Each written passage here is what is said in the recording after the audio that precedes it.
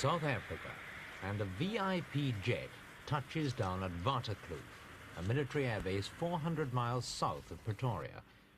The choice of Waterkloof, rather than a well-known airport, was made on security grounds and displayed a certain anxiety on the part of the South African government about the personal safety of their visitor, President H Banda of Malawi, the first black head of state ever to pay an official visit to South Africa.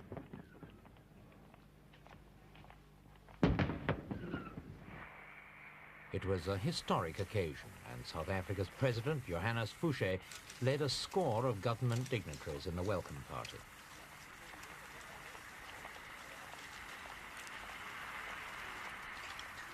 The red carpet treatment was a dramatic contrast to President Banda's last visit 50 years earlier, when he'd arrived as a penniless labourer to work in South Africa's gold mine.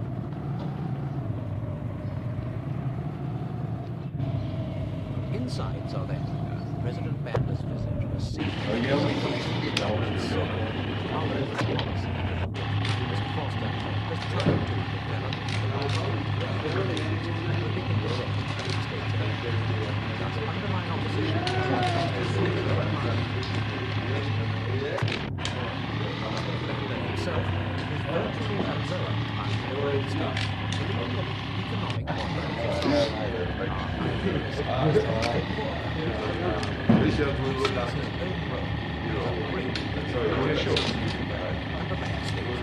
Plan good. You want good track.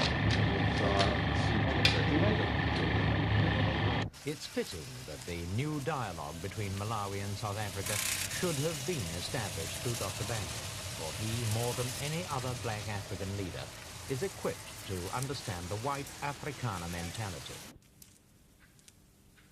This visit to a gold mine on the Witwatersrand near Johannesburg was more than just a piece of nostalgia for the president.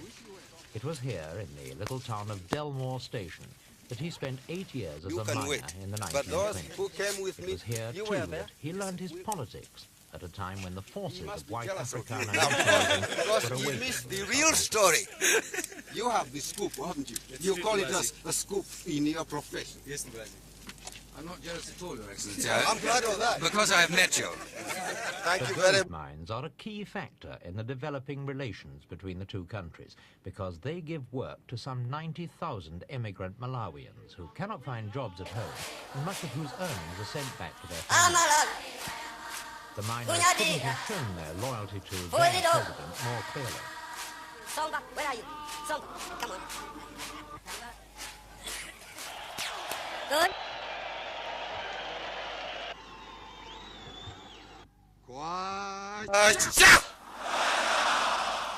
Freedom! Freedom! O foro! O foro! Tendere!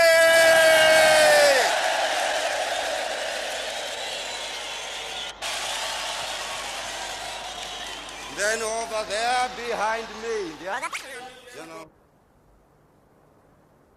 While Dr. Banda shouts about freedom, the leaders of other black states point to townships like this on the South African Rand, typical of many on the fringes of South Africa's large cities.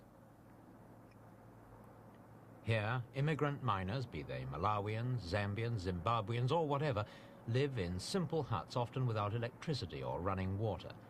Militant Africans say conditions like these can only be changed by overthrowing the apartheid system and giving equal rights to South Africa's black population. Even so, the fact remains that many of the workers who live in them can earn enough to ensure a far better economic future than they could ever have hoped for back home.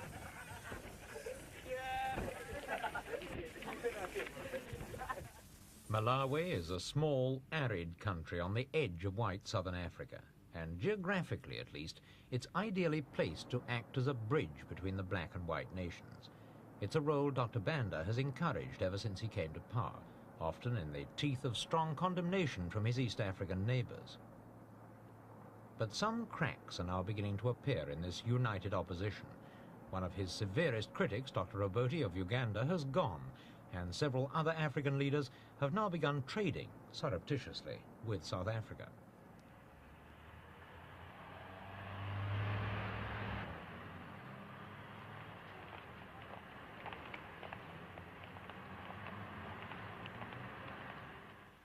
Malawi is a desperately poor country. 90% of its economy is simply subsistence farming, and it's been battling to survive ever since Britain granted it independence from the Rhodesian Federation 7 years ago. This is a country where economists talk not about the unemployment figures, but rather the numbers who have jobs. Out of a total population of 4 million, less than 1/8 are in jobs that pay any kind of wages. The rest scratch a meagre living from the land or survive on remittances sent by relatives working in the South African mines.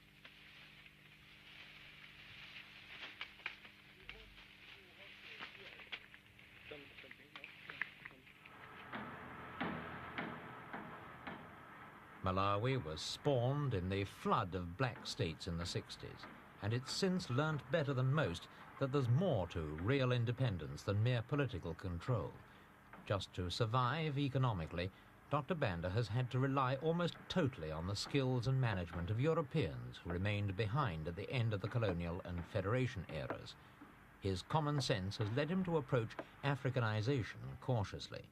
Unlike his East African neighbors, he's steered clear of wholesale nationalization, preferring to achieve local participation through the purchase of large slices of profitable businesses, but leaving control with the white owners, so that they keep their expertise and their capital inside Malawi.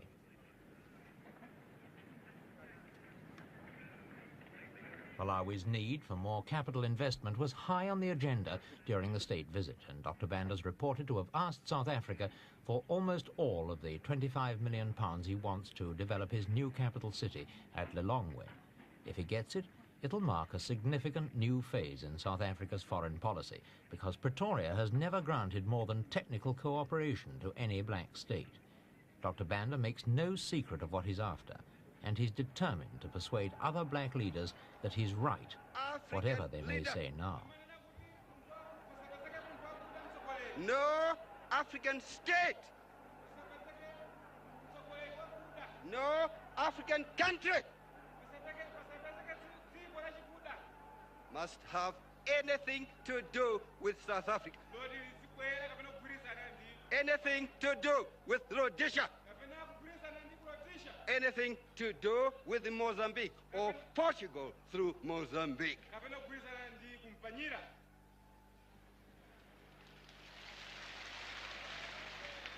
That is what other leaders have said and are saying. They have been saying and are saying. They did not even want me to come here. They met in June in Addis Ababa and say, oh, no kind of contact with South Africa.